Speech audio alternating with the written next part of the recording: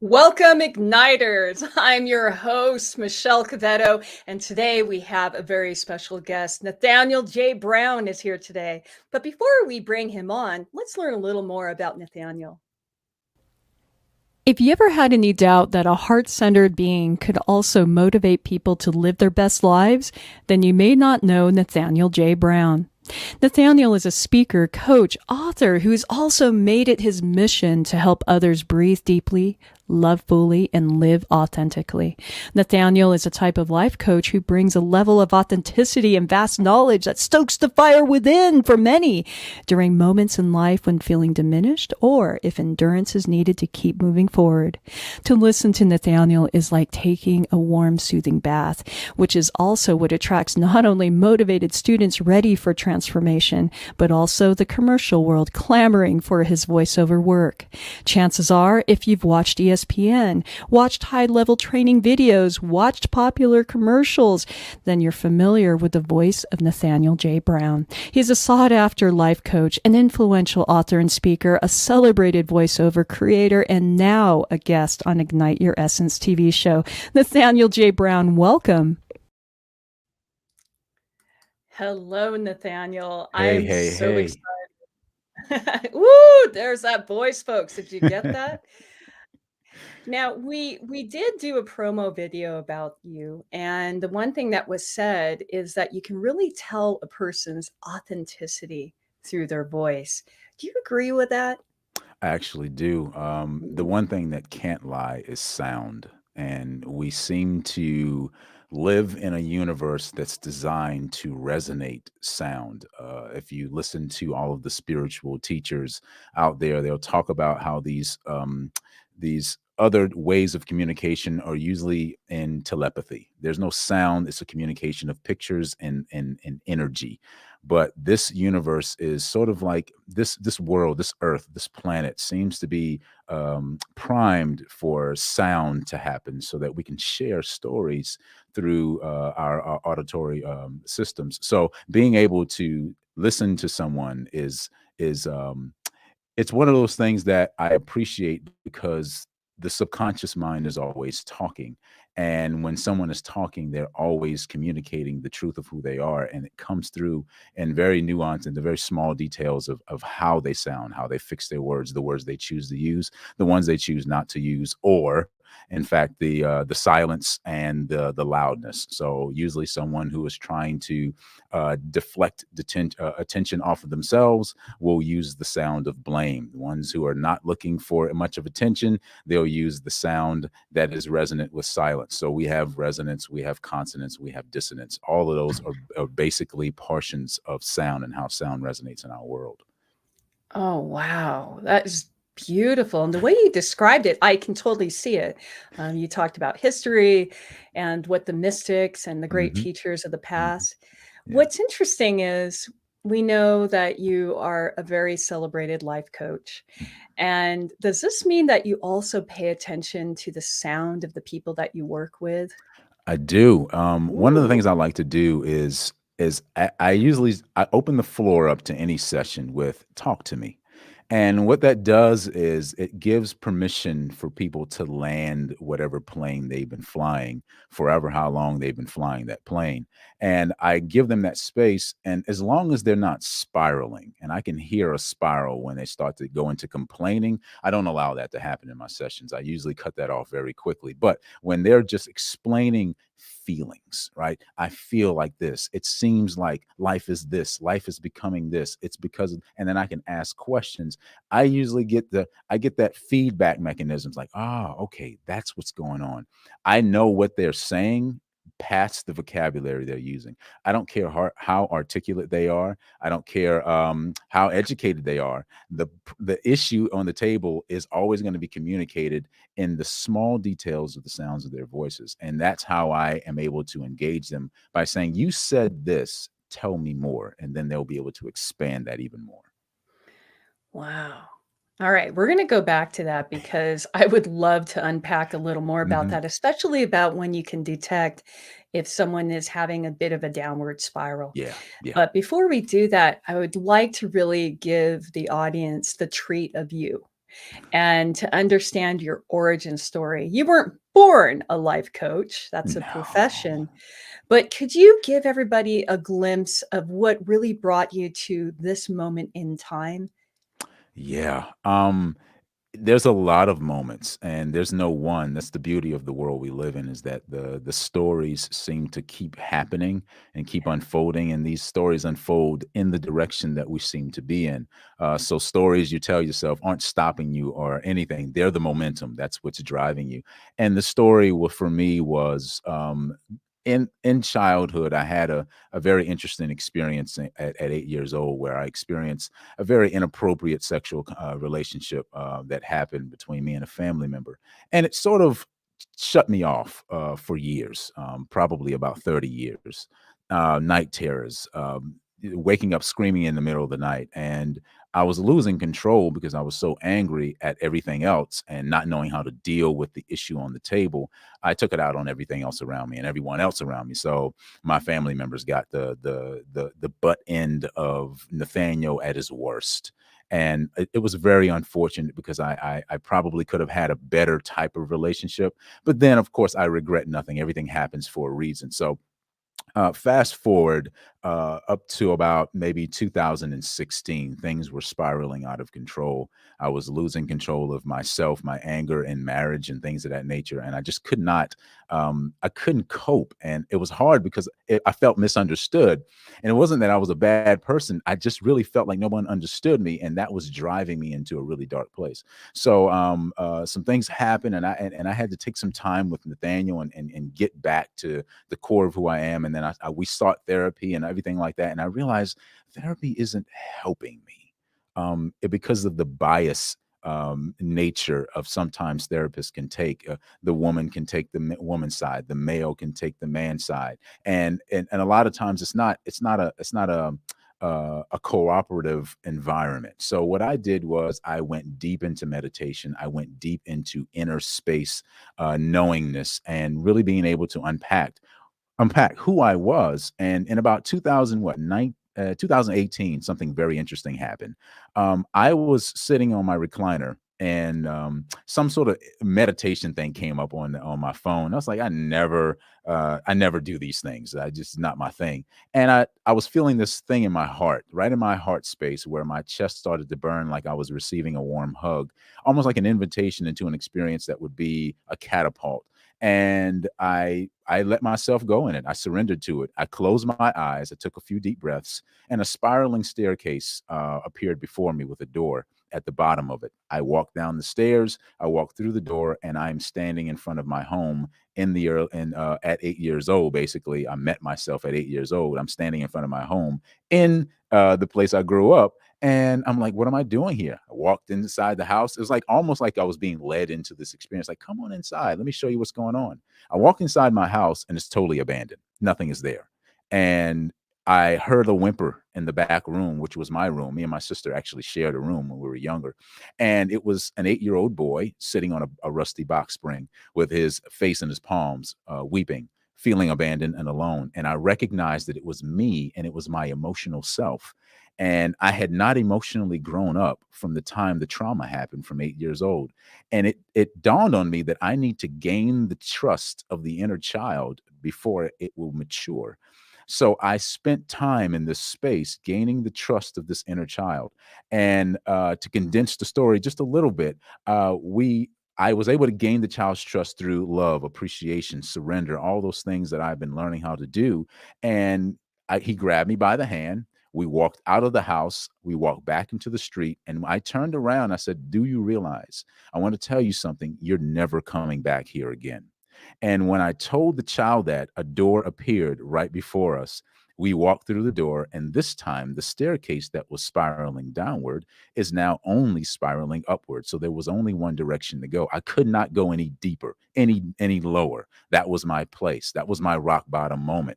And I'm walking up the spiraling staircase. The door opens again, and I am now standing in front of my now home. And I'm showing the child through, I don't even have to move. I'm just using telepathy at this point. And I'm showing my inner child his new home and saying, hey, this is where you live now. This is who we are now. This is what we do. This is your brother, your sister. This is your mom, all, my wife, all of the things, showing them the rooms. These are the toys. These are the movies, like all the things that made it welcoming. And then once I gave the child, the inner me, the tour of the home, the child is standing beside me and he looks up at me looking up at me at 8 years old. And I was 38 at the time, looks up at me and he walks inside my body, literally walks inside of me. And it was an integration process that happened. And I realized, whoa, this inner work is much more important than we give credit for it. And the problem with social media and the issue with all of the noise out there is that a lot of fast talking has diluted the process of true healing. People aren't healing because they're not given permission to do the kind of work that's necessary for proper growth. It's personal growth. It's not universal growth. It's personal growth. That means I had to be responsible for the emotional me that I did not allow to grow up because I was stuck in pain and I was stuck in a story that was saying that the only thing I can ever reproduce is more of the same pain. And I was stuck in the past. And the more of the past you keep regurgitating, the more of it you'll keep reliving. And the more of it you keep reliving, the more of you will stay in the past. You'll never fulfill future present moments. So that was what catapulted me into wanting to help others expand who they are and really push forward into who they want to be. Oh my goodness, that's such a beautiful story. And first off, I want to give honor to the fact that you shared such a very deeply vulnerable situation that you're in. And also, thank you, Nathaniel, for being able to share with our viewers what Mhm. that kind of journey looks like. Oh yeah. And here you are today. You're Yeah. standing in your power Yeah. and you're actually of service helping people. Absolutely. One of the things that really, well, there's a few things that really struck me when I was listening to your origin story right now. One of the aspects is you really owned where you were, the Mhm. anger that you had from the abuse as a child, and you wanted to change that. You tried other methods of Mhm. helping that were traditional. Mhm. And instead of giving up, you did something different, Right. and a lot of people do. It sounds like a mystic's journey. In fact, when we go back and we think about what the Pyramid of Giza is about, when we think about teachings from the Hermetic texts and all Mhm. of these things where they talk about the mystery schools. And for those Yep. of you listening to, we're going a little deep, but Yeah, follow let's with go. me here because we're going to go there, right? Yes, Nathaniel we likes are. to live there. Yes, we go. And so these mystery schools, they take people physically through a structure and you go through the dark and then you sit with yourself and they create this environment Mhm. to look within, to do that Mhm. journey within. And Mhm. then from there you do that process and then you come out and then you're transformed. Yeah. What you did is by yourself. You remind me of Teresa of Avila, who wrote the Mm. Interior Castle, where she Yeah. talked about going within and she talked about the spiraling. And you said you went Mhm. down a spiraling staircase. Yes. Yes. So the beauty of the story that you're telling is that the journey that you can help people with to heal themselves and to speak to those aspects of themselves that feel broken and alone, this is a natural process, Absolutely. but Absolutely. swear we haven't been given that. So when someone comes to you, Nathaniel, and they say, I'm angry. I'm angry. Nobody likes me. I'm not sure if I like myself. Mhm. What do you do? What do you do when they come across? Because you have some similarities. I Could you do. share with us? What I do, I this is interesting. My one of the most what happened during COVID was interesting. I had a lady come across my information. She was sent to me, and she was about to end her life that day. She was white, pale faced, no color. I mean, like she was about to end it. And she told me, she said, if you can't help me, this is it. Now I am faced now with a life and death situation here. And something in me says, okay, this is what we're here for. And she started telling me the story of her and why she had come to that point. And you know what I did? Instead of like, no, you can't do, instead of going into sympathy talk, I congratulated her on being an amazing author of her life. Now that will not go over well with a lot of people. So the first thing I did in that conversation, I clapped, I applauded. I said, "Congratulations. You are an amazing author and an amazing storyteller. Now let's write a new one." And when I started with that, she almost was taken aback because no one had ever talked to her like that. Everyone was so far, all of the help she had gotten was, "Well, it's okay. No, no, no, no. You are an amazing." I affirmed her ability to engineer her reality. And the moment I did that, by affirming her ability to engineer her reality, I put the power to change back in her hands. Oh, that's beautiful. So you didn't look at her as broken. You Now, didn't freak out. I sure didn't. I I have to sure didn't. admit, I would imagine a lot of people in your situation, even professionals who are trained, but you met her where she was at. It's something I that sure we did. like to talk about that. And that just speaks to the level of competency and also compassion that you have with the way you teach. Yeah. In my opinion, an effective life coach knows that they're teachers, which Mhm. means that there is going to be some type of knowledge that they're going to have to share. Absolutely. I'm not sure if you noticed, but across here we have some well-wishing that's going on, and I I see just it. wanted Yeah, to it's see, yeah. awesome. Yeah, it's A lot of awesome. people are sending some massive love. We have That's Mon awesome. Anthony via Nova. Thank you very much. And of course, we somebody Laura Ibarra, she said the importance of empathy and intentional listening. Yeah. It's good. And of course, Beverly Rose Lynn Thompson is saying, send love from Toronto, Nice. California. So thank you Nice. so much for our listeners. And please pop up the well wishing and comments because Nathaniel and I love your vibes. Absolutely. Tom Chesser. Oh, hey, Tom, you can always write a new reality. And isn't Sure that what can. you said? Yeah. Yeah, absolutely. Congratulations Yeah, on I sure writing did. your own story. That's it. You put the power back in her hands, and when she was able to see, "Wait a minute, huh? What do you mean by that?" And that's the pattern interrupt that I was looking for. It's Mhm. like I moved her from "thou shalt" to "what if," right? Yes. She was Yeah. in, "Because my life is this, then this is the new outcome. Thou shalt."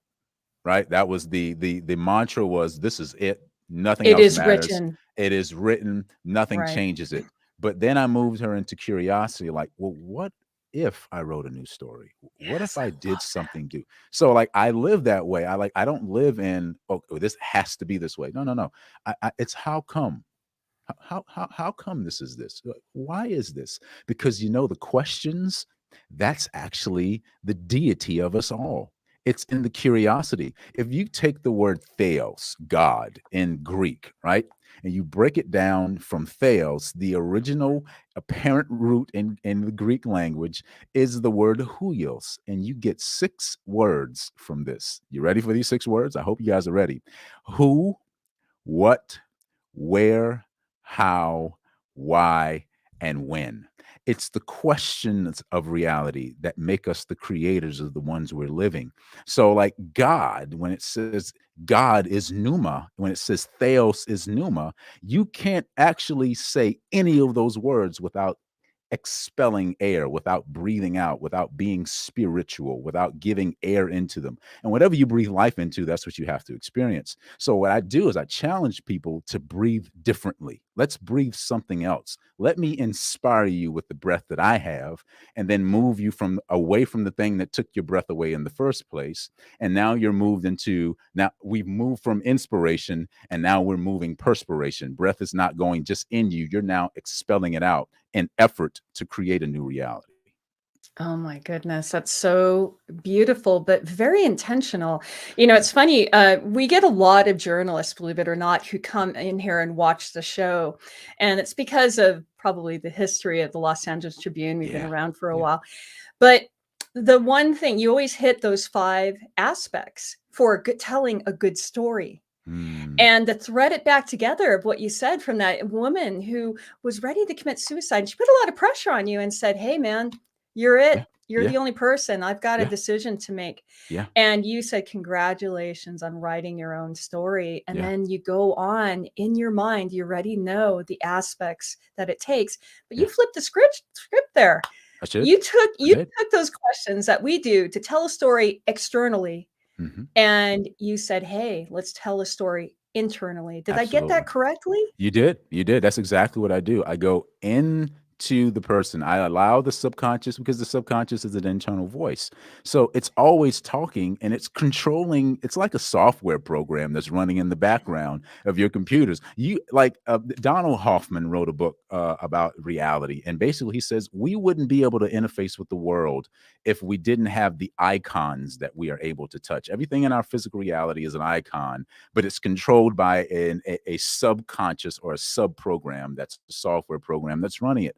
And the software program that's running us is the stuff that we've been inundated with from the time 0 to 18 or 0 to 8 specifically, but 0 to 18. And all that stuff is working in the backgrounds. And it's that inner person, that inner voice that's looking for someone to say, hey, is it okay for me to stop running this program now? And my answer to that is yes, I want you to stop running it, but I need you to expire it. I need it to expire. I want you to tell me all the stuff. I want all the stuff out on the table. Let's get messy with it a little bit. Let me question, let me challenge your story almost to make you disbelieve it. And if I can get you to disbelieve the story you were telling, you'll be ready on your own to write a new one. It's like write a new story. It's like putting a key into a lock. You have these tumblers in the lock, right? And the key has teeth on it, and the teeth are designed specifically to push down tumblers to a right distance in order for the lock to release itself. But if you do it slowly enough, what will happen is once the key hits these tumblers at the right moment and it's all the way in, it's almost like the lock pulls the key into place.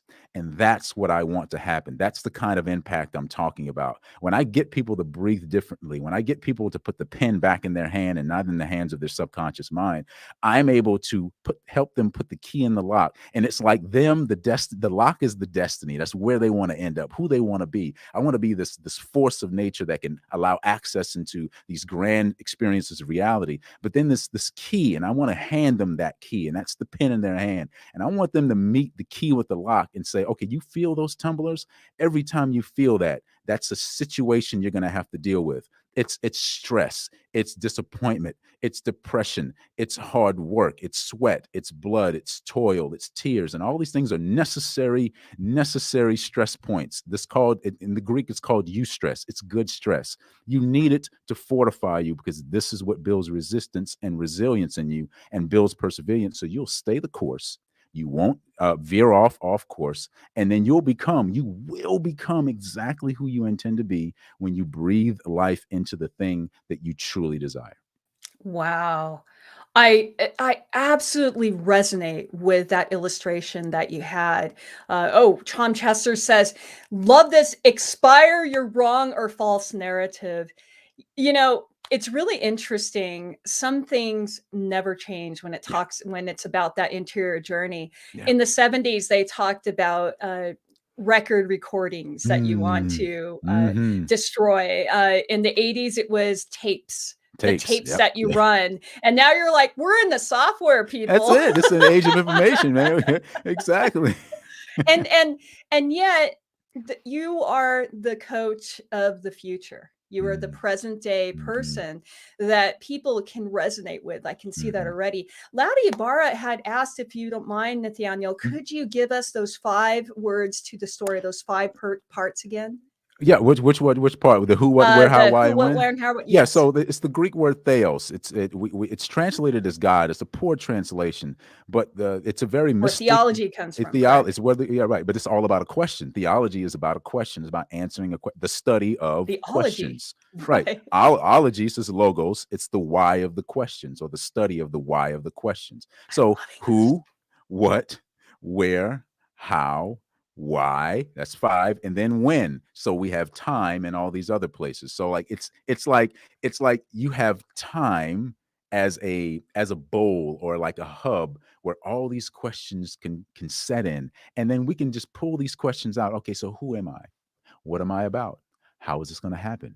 Why do I do this? Right. So when you live life in curiosity, the world you live in starts to get really, really big. and it starts Yes. to expand at phenomenal rates. You don't even realize how big the world is until you move away from the stories you've been telling yourself that's kept you confined to a direction of self-destruction and annihilation. That's really fascinating. A lot of times, we observe that kind of behavior of being Mhm, trapped around the people mhm, that are the closest to us. yeah, And then we realize that we ourselves, a lot of people tend to blame their parents on a lot of yeah, things. And sometimes they're in situations where, yeah, that probably is a little yeah, warranted. yeah, But to move beyond that and to ask those questions of yourself and to allow yourself to go out of that box, but go mhm. deeper within and the Absolutely, expansiveness, it's absolutely, really, really interesting. absolutely. It's not a complicated journey, but yet it is. Yeah, So it's that grand paradox yeah, it in is, in it in the is. universe. It's very simple, yet not. Yeah, I absolutely, mean, absolutely. That's the beauty of it. It's so simple that it can be confusing because people look more. Again, social like the platforms make it so complex and things of that nature. But it's really not that. What it is, it's a spiritual journey. The word spire is where we get the word spirit, and the word spirit is the word pneuma in Greek. It's ruach in Hebrew, but it simply means wind, breath. So the ritual you do, your routine, whatever you're doing that's ritualistic, that thing you do all the time, that you're using your breath to put the stamp of approval in, that's the thing that you become. So if you want to change it, change the way you're breathing, change what you breathe life into. change the way you're breathing and breathe life into it. I love how you thread together everything, Nathaniel, with ancient teachings, ancient languages, because what you're really showing is that this is a process and evolution that really is the journey that we humans can take in order to Absolutely. not only heal ourselves, but to also see ourselves in the beautiful story as you spoke Absolutely. about. And Absolutely. speaking of stories, Nathaniel, I was just thinking about the Los Angeles Tribune Mhm. and how stories are very important. Obviously, Mhm. there's an illustrious career in journalism. But one of the things that is so fascinating about the Los Angeles Tribune is that under the ownership of CEO Mo Rock and also Dr. Natalie Forrest, what we are seeing is once again an evolution of media. But before we discuss a little more with Nathaniel, I'd like to share with you about the origin story of the Los Angeles Tribune right now. Hello and welcome to the Los Angeles Tribune. Since 1886, our name has been a part of the world of journalism.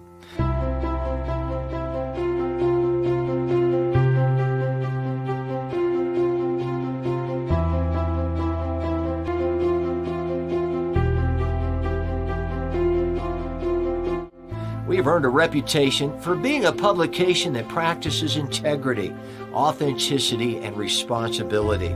For general inquiries, contact today. Thank you on behalf of the Los Angeles Tribune team.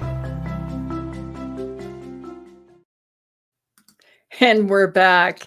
Once again, we're with Nathaniel J. Brown, and I'm your host, Michelle Quevedo. And today we're digging deep. We're digging deep into mindset, into leadership, and resilience. Now, we touched a little bit on leadership with Nathaniel, but on an area that a lot of us don't think about, and that's leadership over self, leadership over one story. And I'd like you, if you just jumped in, welcome and thank you for making comments. We can't wait to hear questions for you as we're going to answer some questions at the end, closer, a little very soon. But the one thing that I want to encourage you on the replays is to hear Nathaniel's origin story because he literally led his inner self into healing and transformation. And to me, that is the makings of a beautiful coach. So, Nathaniel, thank you for staying with us during our break with Oh the yeah. Los Angeles Tribune. Yeah. And it is so true. We've had some comments. Ava Manuel said that what a beautiful, authentic conversation. Oh, between us, Nathaniel J. Brown and Yeah. myself. Yeah, it's And awesome. that is the goal. That is the goal here, and that is the Absolutely. goal, as you can see, with the history in the late 1800s, Mhm. with the Los Angeles Tribune, and now in 2022, we are Wow. here today, and we are adding to the stories of humanity and That's awesome. adding to creating better stories for That's humanity. that's awesome. So, as a life coach and as a student of life, Nathaniel, we hear a lot from many coaches and also in text teaching people about mindset. One of the Mhm. big things is to surround yourself with the people you want to be with. Could you Mhm. give us a glimpse of the type of people that you surround yourself with? I keep a very close circle. I am an Mm. introvert by nature, so I would prefer just to hang out with me, but there's no growth in that really. I can grow some, but I can't be sharpened well with as cultures can do. But I could keep a very tight knit circle. My coach, of course, is my go to person for the most part. He is a very influential voice in my life, and I really appreciate his input and his simplicity towards how life is approached.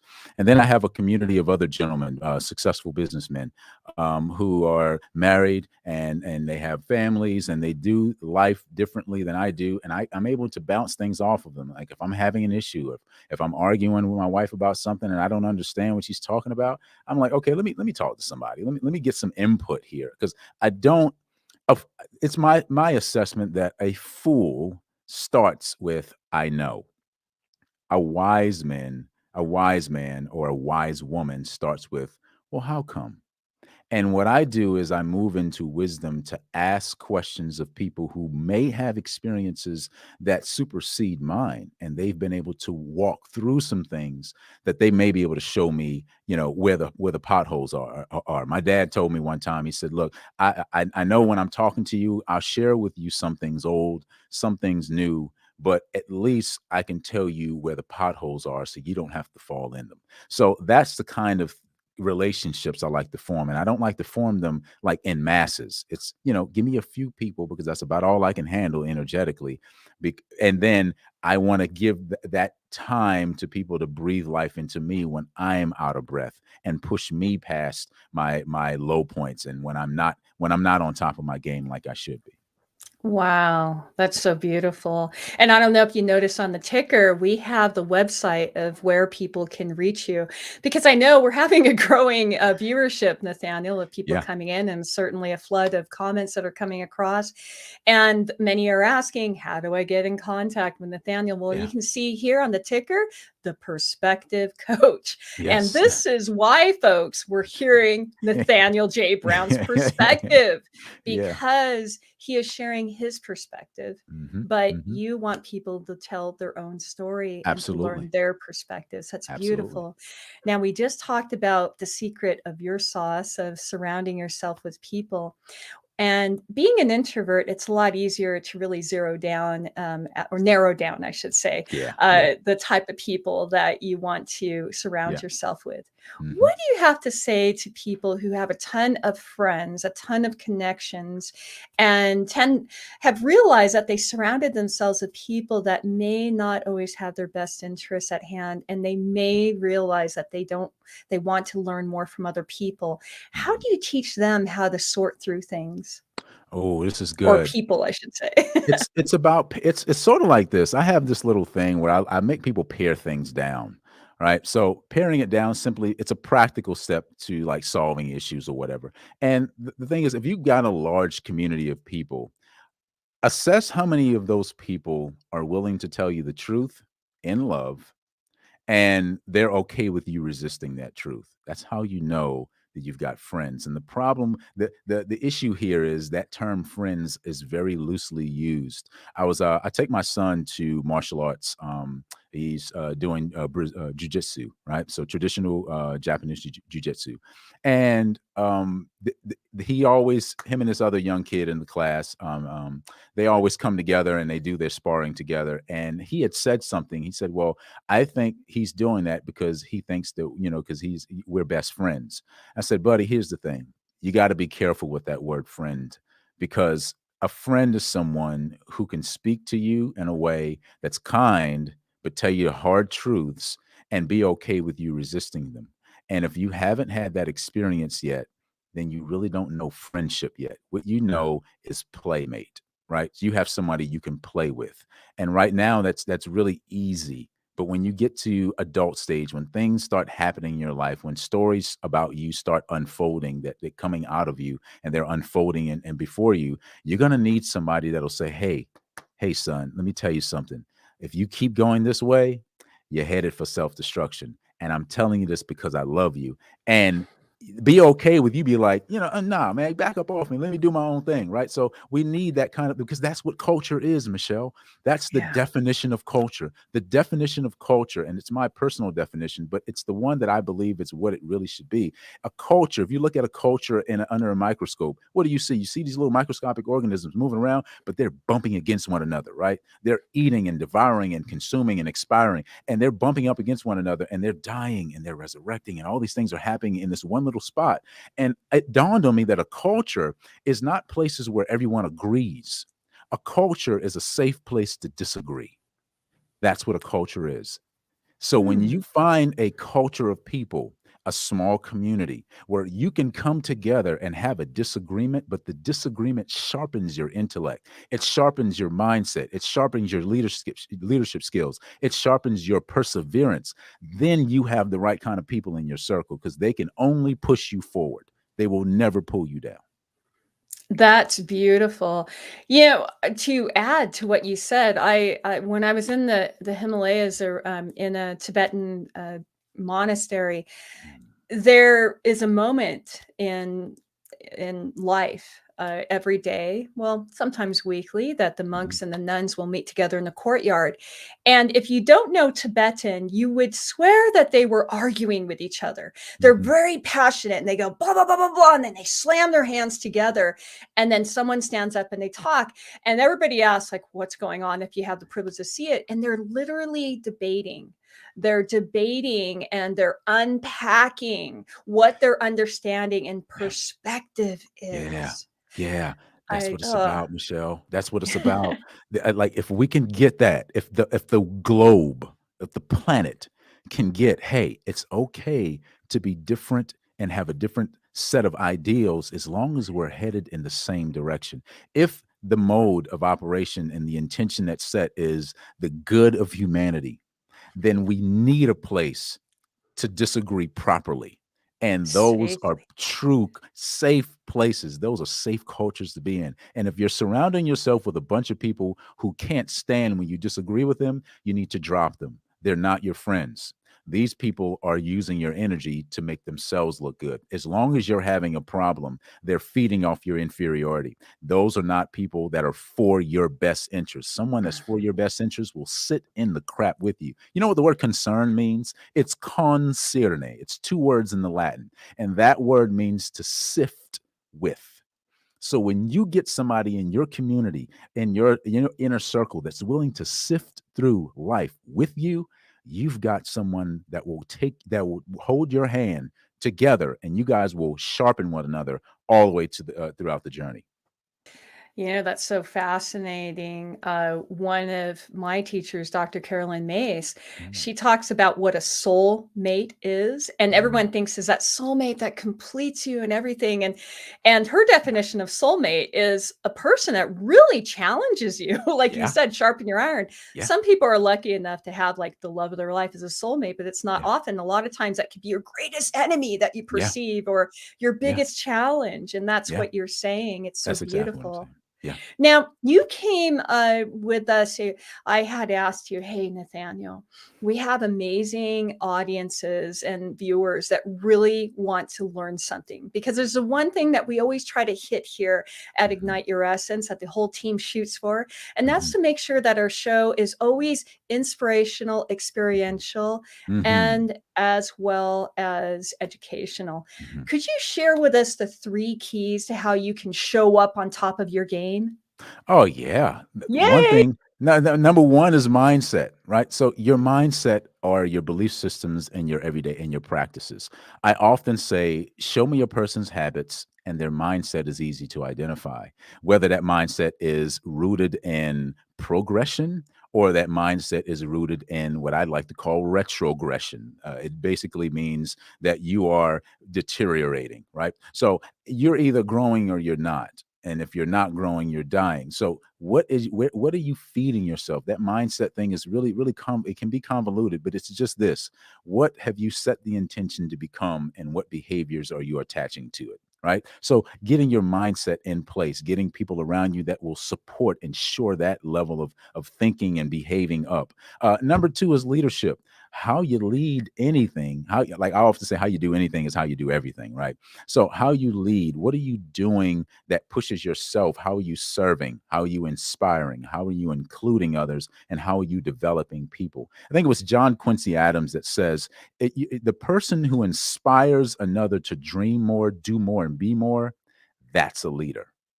And that right there takes the cake. If you want to lead people, right? If you want to lead people in the direction that you feel like they want to go, you got to lead yourself first. So get your mindset right, right? Fix those behavior patterns, those self-talks. All that stuff is in that mindset field. And then lead well. Get yourself in a position where you know what you want, you know how you want to serve, and you know how you can help others become who they are. And then number three, perseverance. How well do you bounce back from stressful issues? How well do you hold resistance? Because that's your strength builder. No, as a personal trainer, I used to be a personal trainer in the gym.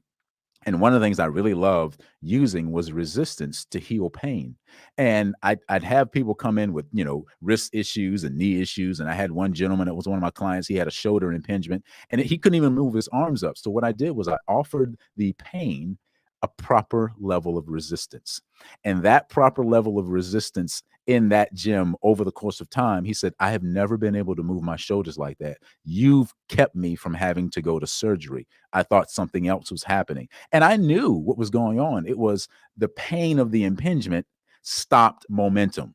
So the idea is to get momentum, you need resistance. So you need to persevere through some stuff that might be hard, but it's necessary for the journey because this is how we do it. And this, folks, is why Nathaniel J. Brown was asked to write an article for the inaugural magazine of Leaders in Transformation, Lit, Yeah. which there is an amazing article that you wrote, Mindset Shifting for Life and Improvement. Lit magazine is the magazine out there that is showcasing leaders in transformation, those who are established and those who are up and coming for the generation. And that would be you, Nathaniel. Awesome. And now that's just a taste, isn't it? Yeah, With it is. Lit. It What do you is. think about being part of Lit so far? I think it's amazing. I'm actually honored at the opportunity to share some of the things, some of my life experiences, and kind of form them in a way that articulates, hey, this is what I went through, this is what I've come out of, and this is how I articulate that story. And here's some tools that I can give you to say, hey, this is a universal tool. The outcomes may not look the same. You may have to go through things longer than I did or a shorter period of time. However, this tool is like if I hand you a hammer, you know what to do with it, right? If I hand you a staple gun, you know what to do with it because you've learned that this tool solves this problem. And that's what I like to see that Lit Magazine is doing, is setting people up with tools to solve life's problems. Oh my gosh, I couldn't say it better. Thank you very much. So now we're going into a portion where we'd like to address some of the questions that our audience is posing. You ready? I'm ready. I love questions. All right, here's our first question. It is from Monathani Viarina Era. It is, what is the internal dialogue that you have with yourself when you wake up in the morning? I wake up with one thing on my mind, and it's a mantra. It's two mantras, but one is I do a breath work technique where when I feel myself coming out of sleep, I will pay attention to that moment. I take a deep breath in, I hold that breath, and when you hold your breath, your subconscious mind is going through fight or flight or freeze. It's going through all of those mechanisms like something's wrong here. I'm not used to this program. And when you activate that looking for the program, it's a good time to drop one in. So I drop a program in that says, I'm so thankful and grateful that the universe is friendly. And when I believe in a friendly universe, then I have no enemies. It's that simple. The universe is friendly. I love that. A lot of people are talking about pronoia, which is the universe is scheming for you instead of being Mhm. paranoid. But I like that one a little more. It resonates with me. Uh-huh. You know, the universe is friendly. Yeah, yeah. And then, of course, number two, I'll give the second one is that I number two is a part B to a ritual that I do when I'm going to sleep. So when I go to sleep, I do that same ritual. I hold my breath and I tell myself I intend to wake up on my best timeline or in my best timeline. And then I wake up the next morning, and I found this one on I think I found this one on TikTok. It was a woman that said this, and it coupled with my quantum studies. And then when I wake up, I say, I am awaking in my best timeline. So I set the intention at night, and I wake up in it in the next day. That's beautiful. Those are your two mantras. Yeah, they're my two mantras. Oh, wow. Well, thank you. That was Yeah, Mon great. Anthony Villarina Yeah, Era. nice Mon question. Anthony, I love it. please forgive me. I'm learning better pronunciation. Our next question is from Evelise Cologne, Mhm. and she is asking, "Persevere. How well do you bounce back?" Actually, that sounds like an introspective, correct, Yeah, yeah. or a rhetorical, we should say, It could correct? be, yeah. But Yes. I do bounce back pretty well. I don't let things. I'm a bit like Teflon. I can Mm, take on a lot of stuff, and it kind of rolls off me. And it takes a lot to really get me down. It really does. Like things don't affect me. I move into observer mode really quickly, yes. and I am good at asking myself, okay, if I'm upset or I'm afraid, then I just kind of reform the question. What am I interested in? And what I'm interested in will show up. And I'm able to see, okay, this is affecting me because it's coming against a boundary that I've set. And I am resisting it because of the boundaries I set based on what I value. And then I'm able to use that dialogue to solve the problem without involving a lot of nonsense. That doesn't really take a lot of back and forth. It's like, okay, this is why this happened. Once I know why, I'm good. Once you know why and you don't do the blame like you talked Yeah, about. We have exactly. another question here Sure. from Ava Manuel. What would you advise to people who have inner child who don't feel safe? So the thing about the inner child is that it always feels safe in the condition that it's in. The key here is being able to convince the inner child that where it is isn't safe to stay there and for a long period of time. And that's the rub of it all. It's not that the inner child feels unsafe, it's that the inner child is like it's formed its walls around the trauma and it's safe in the walls already. Asking the inner child to come out is the risk that it'll take to find refuge somewhere other than the walls that it's built. So we're always in relationship with ourselves. We're either building a bridge to who we are or we're building a wall from who we are. So whenever we really dissect that, if the inner child doesn't feel safe, something needs to change in the dialogue. Your inner child is safe exactly where it is. Your job and our collective job is to tell the child, hey, I know it's to validate where the child, I know you feel safe right there. But can I show you something else? It's the picture that I just painted for you, where I brought my inner child with me to my new home and showed him the rooms of the home to say, hey, here's a new set of realities that can also be just as safe as the one that you built for yourself. Even though when I came in my adult eyes, I saw abandonment and all those other things, but the child saw, hey, no one's here to hurt me. So you got to be able to identify what safety is. Wow, that is so beautiful. And of course, Ava Manuel says, wow, what a powerful perspective. And it truly is. You made me think a little bit here. And you Uh-oh. talk, I know, a little bit, heaven forbid. But you talked about, the inner child. when people talk about how our minds want to protect us because it wants to be comfortable, right? Even though you may be suffering, it wants to be comfortable. And so a lot of times when people are thinking that it's their inner child, is that their mind playing tricks on them? Because sometimes people say, I want to take care of my inner child and I want to feed it. But, how do we sort that out? The voice of the inner child is usually the voice of triggers, right? So a lot of things that trigger us usually trigger us because of pre-existing programs from the ages of 0 to 8 years old. Sometimes mostly 0 to 7, but 0 to 8 years old is a good range of age range where those experiences sort of form our worldview. So being able to tap into what's actually triggering you. If your mind is just playing tricks on you because it's just questioning everything and all this other stuff, you're just probably in a fear-based dialogue and you're just unsure. But you'll know when something is an inner child thing because someone will tell you. Like, especially for myself or anyone, especially for myself, though, when my wife sees me acting out of character, she's like, you're acting like a child. And that means I am triggered in a way that's bringing out the inner child that's angry because it didn't get its needs met. So what I do is I have to look at that and think, if she thinks that I'm acting like a child, then the tantrum throwing child is now doing the talking. Now, I listened to a Hindu teaching, and the Hindu teaching says that there's a difference between belief and logic. Your logical mind is your reasoning mind, right? That's the adult in you. But the belief system, what you believe, is directly connected to the tantrum throwing child within. So you never get what you desire in the logical mind.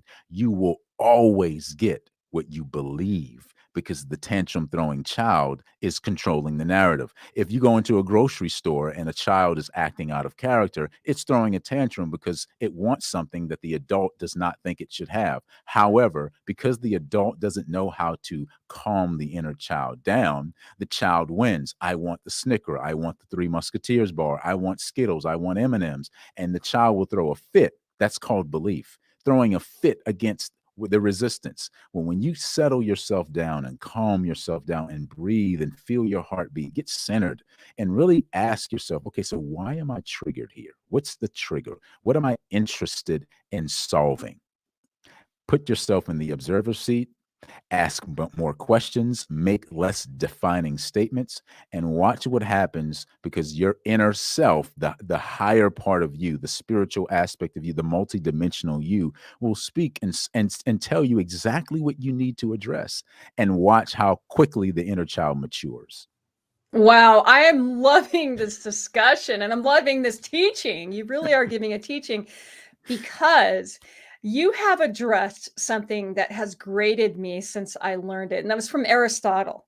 Aristotle is known to say, give me a child until he's 7, I'll show you the Show him the man. man. Yep. To me, that's the most limiting thing to tell people, to say, oh, well, you'll never change. Right. The man Right. will be the man, the woman will be the woman, Right. however you see that gender, Right. based on when they're 7. Right. And what you're saying is, hey, there's a way to work with that. There's a way Absolutely. to develop from there. Absolutely. It's the power of really embracing darkness. And I know that probably sounds Your own really, darkness. yeah, your own darkness. Everyone has that experience. I did a 14-day fast, and first 7 days, really cool. Last 7 days, I was frustrated as hell. And I couldn't figure out why, what was going on that was causing me so much angst.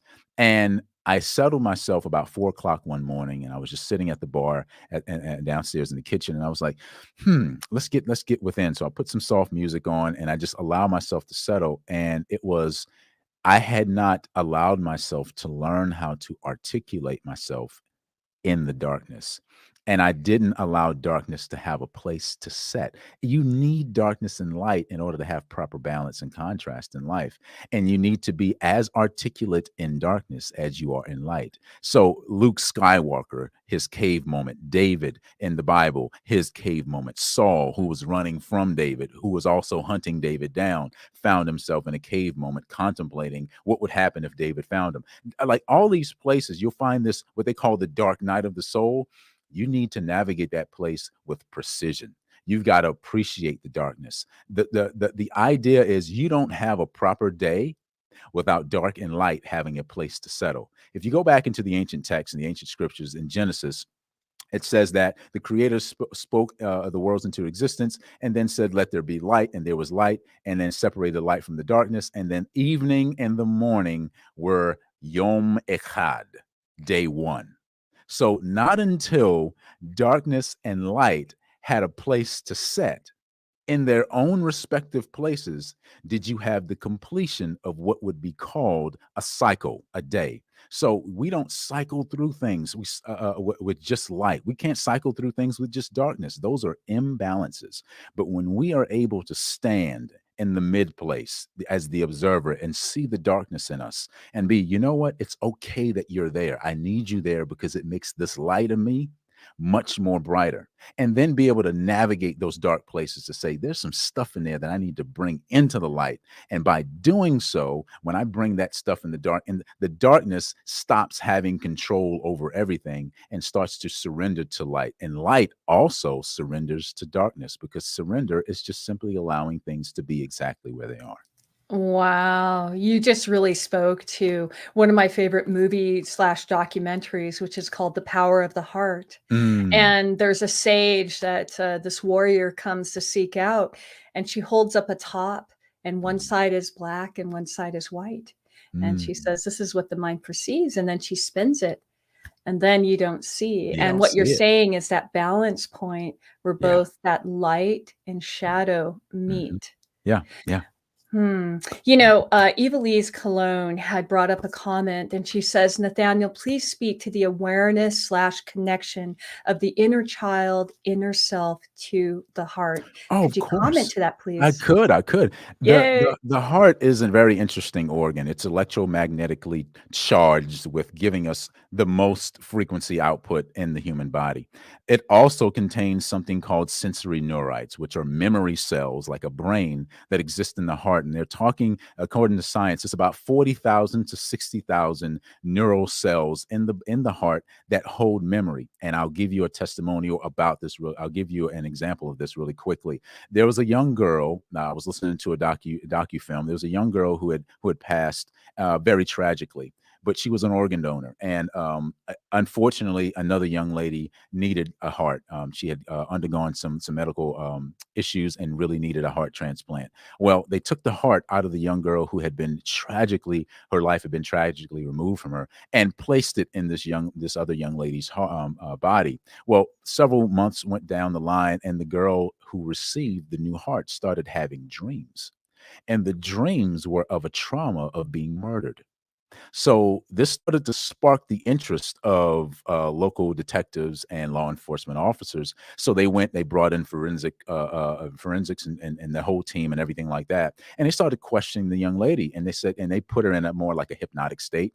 And she started describing the person that she saw, and she had not been murdered, but what she was actually testifying to was the memory of the trauma that was lodged in the heart of the transplanter. So this is how powerful heart is. When we have experiences that are pricking our hearts, and it happens really easily for children because of how open they are to experiences, right? They don't know how to wall themselves off from the world, so everything hits them right in the emotional center. You take a toy away from them, it's a traumatic experience. Well, that lodges itself away in the memory of the heart, and the easiest way to get back into those spaces is breathing. Doing proper breath work, breathing properly into the space, into the intention of healing. If you breathe correctly in the ritual of healing, if your spear ritual, your breath ritual is healing your inner child, the inner child will tell you exactly what the memory is, because it always comes up. You're always triggered by it, right? It'll bring that memory up, or someone said something to you and you will attach it to something your mother said or your father said, or an overseer, some authoritarian figure said to you that crushed you. That those things happen in the heart. So the connection piece is the traumas that exist are memories that are within the heart. And if we can tap into those things and allow the heart to speak, according to Yeshua, he says that out of the abundance of the heart, the mouth will utter. So when you start talking and it's heartfelt, put your hands on your heart. The abbots in Tibet will do this. They'll tell you, they'll put their finger right on the heart. And what that does is that sends your attention to that place and you start speaking from there. I do this with my 7-year-old when he's in his head about stuff, and he's doing my thing where my defense mechanism is sometimes going into my head, my thought, my intellect. Well, I'll say, no. Put your hands on your heart and tell me exactly what you think I'm saying. And the minute he does that at 7, he starts to tear up. He starts to cry, but he starts to communicate and articulate those things that are deep within his heart. So I would encourage you to do some mirror work where you just kind of sit, or some self-reflecting work where you sit and you put your hands on your heart and you ask your heart, say, hey, what's in here that I am afraid to deal with? But if I take the risks to deal with it, it's healing to me. Wow.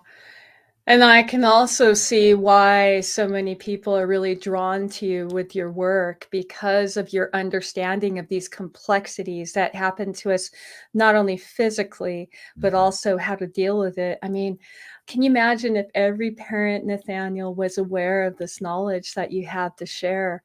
I'm sure you do speak about it a little bit, though. You do have a Yeah, podcast, don't yeah, you? I do. I That do.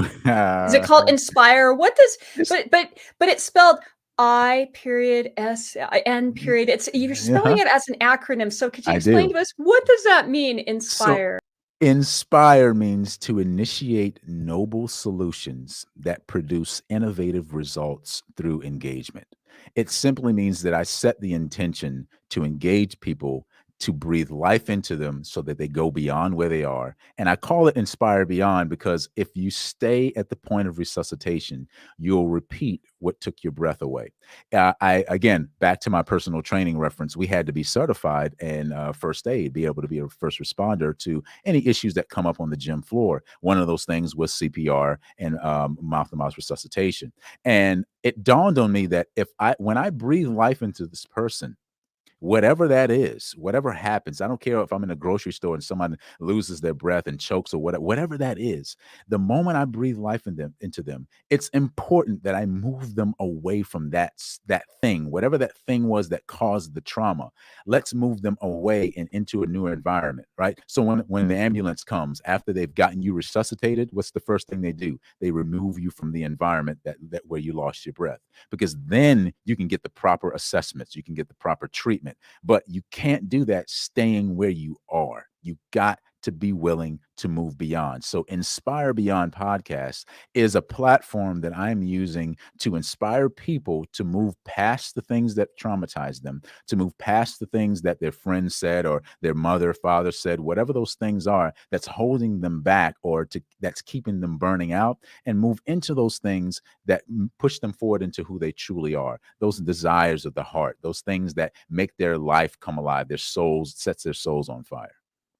Wow, that is incredibly insightful and beautiful, and it's setting my soul on fire as well as our viewers. I don't know if you're noticing, but they're coming I in, am. and it's fun to be here in the studio because you get to see all of the people that are filing in and Wow. listening and really That's awesome. appreciating with you. So thank you so much for sharing Yeah. this. Yeah. We do have another question we Let's want get to it. ask you, and that is what we call the big question.